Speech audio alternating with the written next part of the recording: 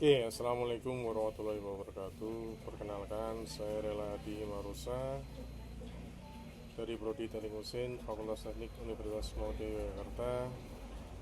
Di kesempatan kali ini, saya ingin menyampaikan pernyataan diri dosen dalam unjuk kerja Tridharma Perguruan Tinggi. Mata kuliah yang saya ampu yaitu Meteorologi Industri, rancangan pembelajaran semester yang sudah disesuaikan dengan kurikulum OBE. Lalu dalam mata kuliah meteorologi industri itu terdapat 8 CPNK, CPNK 1, CPNK 2, CPNK 3, 4, 5, 6, 7, dan 8. Nah, dari deskripsi mata kuliah sendiri, meteorologi itu merupakan disiplin ilmu yang telah berkembang pesat sejak revolusi industri yang berfokus pada studi tentang pengukuran. Nah, dalam era yang semakin teknologi, kebutuhan akan akurasi dan presisi pengukuran menjadi semakin penting, dan itulah sebabnya meteorologi menjadi sangat penting. Menghadirkan selain ilmu pengetahuan dan teknologi dalam kehidupan sehari-hari, meteorologi mencakup berbagai aspek penting mulai dari tugas-tugas ilmiah, komersial, hingga aktivitas manusia sehari-hari. Bahkan kita bisa mengatakan bahwa setiap aspek kehidupan kita dipengaruhi oleh meteorologi dalam satu atau cara yang lain. Nah, dalam kuliah kali ini kita akan belajar beberapa konsep dan teknik dalam meteorologi, memahami pentingnya pengukuran yang akurat dan bagaimana aplikasinya dapat membantu memajukan berbagai sektor industri dan bidang kehidupan lainnya. Selamat belajar dan menjelajahi dunia meteorologi yang luas ini. Materi pembelajarannya: sejarah pengukuran, standar pengukuran, toleransi dan sesuaian, pengukuran linear dan sudut, kekerasan permukaan, inspeksi dan pengendalian kualitas. Buku pustaka yang kita gunakan yaitu Engineering Meteorology Measurement dari Krishnamurti, lalu Applied Meteorology for Manufacturing Engineering. Metode pembelajaran yang kita gunakan daring dan luring. Untuk daring kita menggunakan tatap sinkron oleh tatap muka di Zoom dan MS Team, luring sinkron tatap muka di kelas. Asinkron menggunakan learning module system yaitu My Class, ada penugasan, kuis, dan forum. Lalu yang luring asinkron juga menggunakan learning module system, ada penugasan, tugas, kuis, dan forum.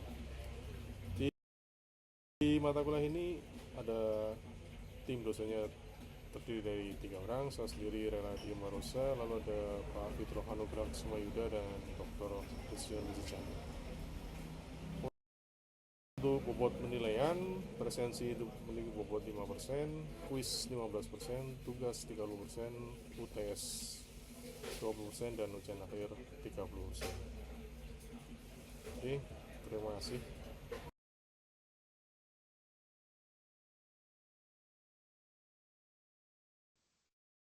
Oke, let's do. Baik, bismillahirrahmanirrahim. Assalamualaikum warahmatullahi wabarakatuh. Waalaikumsalam warahmatullahi Oke, wabarakatuh. Waalaikumsalam warahmatullahi wabarakatuh. terima kasih atas kehadiran di sesi pembahasan tentang kisi-kisi soal, dan ini materi tentang inspeksi dan pengendalian kualitas. Nah, bagian dari mata kuliah meteorologi industri. Nah, baik, akan saya share materi tentang yang akan kita sampaikan saat ini.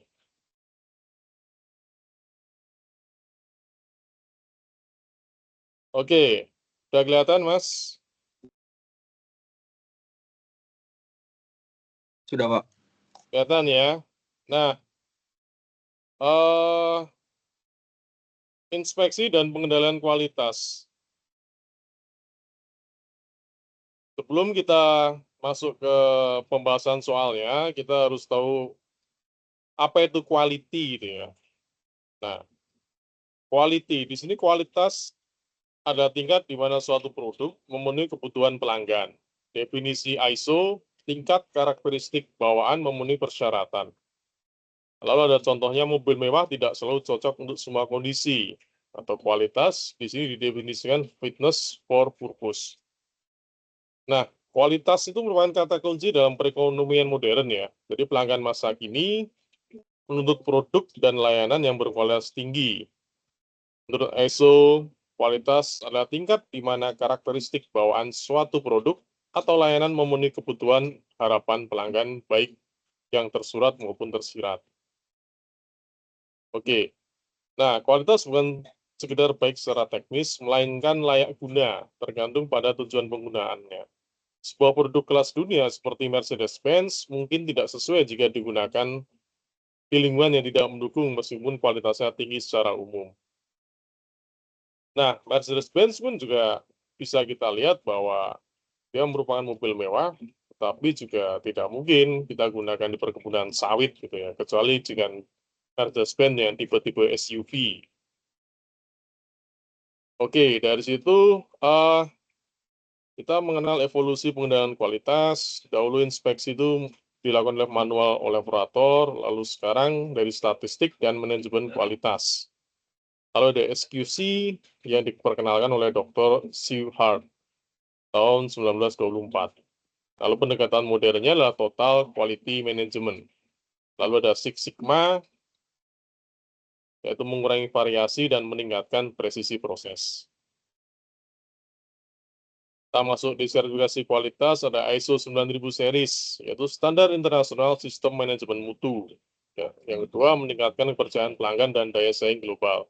Kampus kita sendiri itu sudah lulus dari ISO 9000, kita sudah memiliki standar pelayanan kampus tuh, sehingga pelayanan di kampus kita tuh sudah terstandarisasi ISO. Lalu kita masuk di inspeksi. Apa itu inspeksi? Inspeksi itu melihat pemeriksaan ilmiah terhadap komponen produksi, lalu memastikan dimensi tekstur permukaan atribut lainnya, dan yang ketiga adalah sumber informasi mutu, persen cacat, rework, atau efisiensi. Karena inspeksi ini merupakan bagian krusial dalam proses manufaktur untuk memastikan bahwa setiap komponen memenuhi standar dimensi, permukaan, dan atribut lainnya sebelum lanjut ke tahap berikutnya. Proses ini melibatkan berbagai tahap, mulai dari penerimaan bahan baku, pemeriksaan selama proses produksi, hingga inspeksi akhir. Nah, sebelum dikirim, inspeksi tidak hanya menjamin kualitas, tapi juga menghasilkan data penting seperti tingkat penolakan dan kebutuhan rework. Karena inspeksi menyeluruh 100% sangat mahal, dan memakan waktu dalam industri produksi massal, maka digunakan pendekatan sampling berdasarkan statistik yang disebut acceptance sampling. Terdapat juga pendekatan ekonomi untuk memutuskan apakah inspeksi perlu dilakukan berdasarkan biaya dan tingkat kecacatan. Jadi tidak semuanya akan dicek ya, ada samplingnya. Kalau semuanya dicek, kita produksi 1000, ngecek 1000, tentu itu akan memerlukan waktu yang cukup lama. Lalu jenis inspeksi ada receiving inspection, in-process inspection, final inspection. Tantangan dalam inspeksi adalah produksi massal. 100% inspeksi sama dengan mahal dan lambat. Solusi adalah acceptance sampling, berdasarkan statistik atau sampling perwakilan dari seluruh batch. Nah, itu kalau dalam soal yang contohnya, kita bisa melihat bahwa perhatikan tabel di bawah ini tentang kerusakan wiring harness. Nah, di mana 100 unit wiring harness diperiksa setiap harinya selama bulan Juni 2012.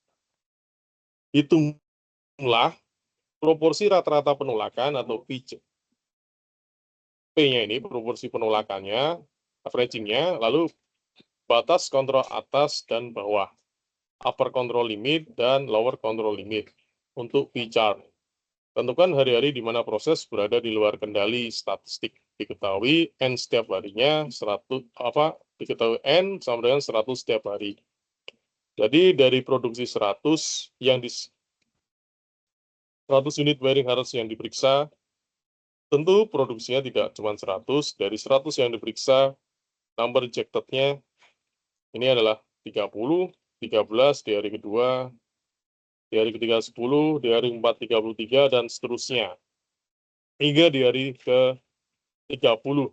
ada 27. Nah, dari tabel ini teman-teman bisa melihat bahwa nilai rejected-nya atau yang ditolak tertinggi itu ada di angka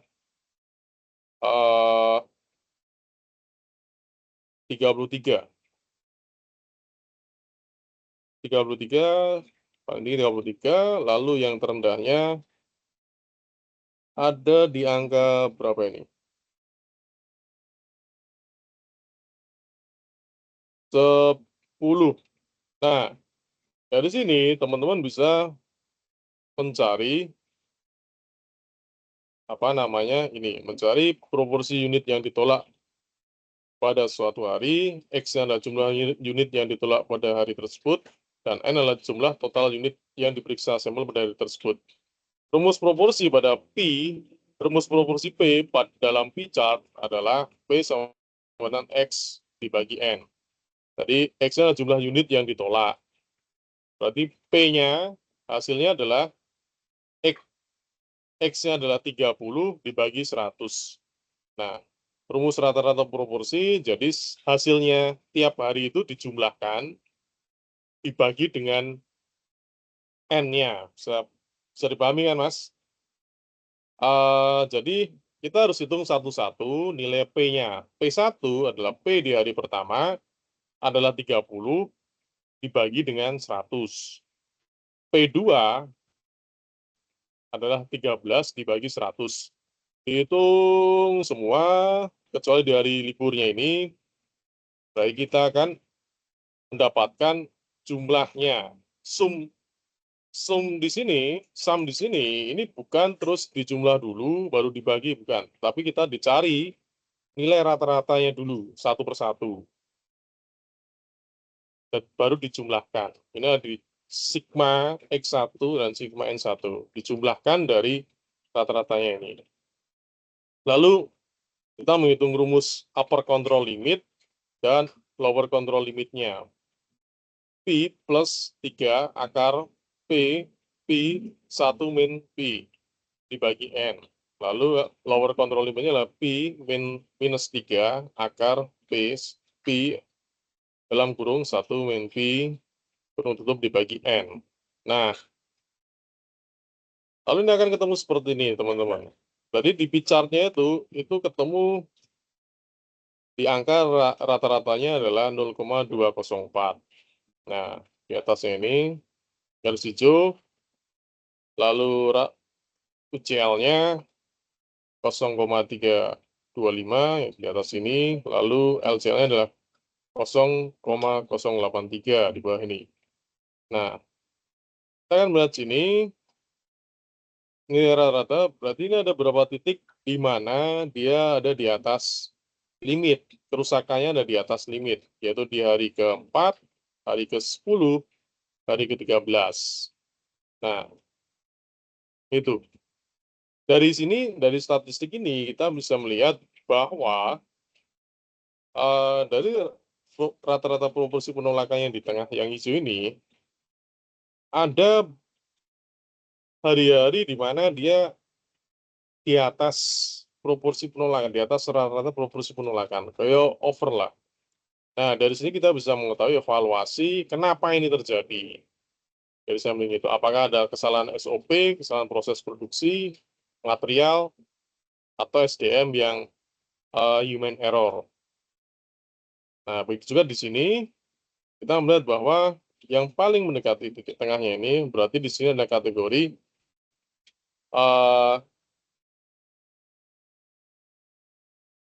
yang paling bawah ini, berarti dia memiliki rejected-nya itu tidak terlalu banyak di hari itu.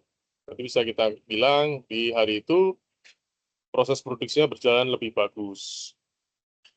Oke, ada pertanyaan? Dari sini, itu salah satu hal yang umum kita lakukan jika kita melakukan produksi massal itu ya. Jadi kita melakukan sampling dari suatu produksi, misalnya produksi 1000, kita ambil 100, dari 100 yang kita coba itu ada berapa yang cacat gitu ya. Kalau di industri misalnya perdagangan kopi itu ada standar ekspornya itu adalah kadar airnya 13%, lalu cacat fisiknya itu 10%, berarti 14% si kopi dari satu kontainer itu disampling. Satu kontainer itu 20 ton, berarti itu ada sekitar 400 karung. Kita tidak mungkin mengecek 400 karung itu. Setiap karungnya kita ambil, setiap karung kita ambil sampel, lalu sampel-sampel tiap karungnya dicampur jadi satu, lalu itu dites. Apakah kadar airnya lolos di bawah 14%? Nah, jika lolos, lalu dicek lagi defect cacatnya berapa.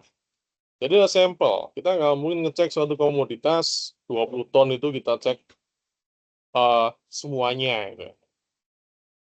Nah, itu di dunia realnya yang sederhana, yang umum kita temui misalnya di industri kopi. Kalau di industri makanan yang lain, misalnya kita beli ayam goreng. Gitu.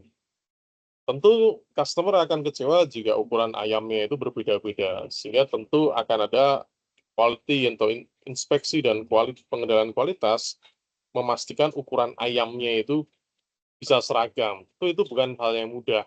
Dan kita harus melakukan sampling biar ukurannya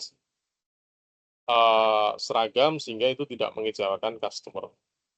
Oke, saya rasa itu teman-teman ada pertanyaan yang berkaitan dengan mata kuliah meteorologi industri maupun pertanyaan-pertanyaan lain lah.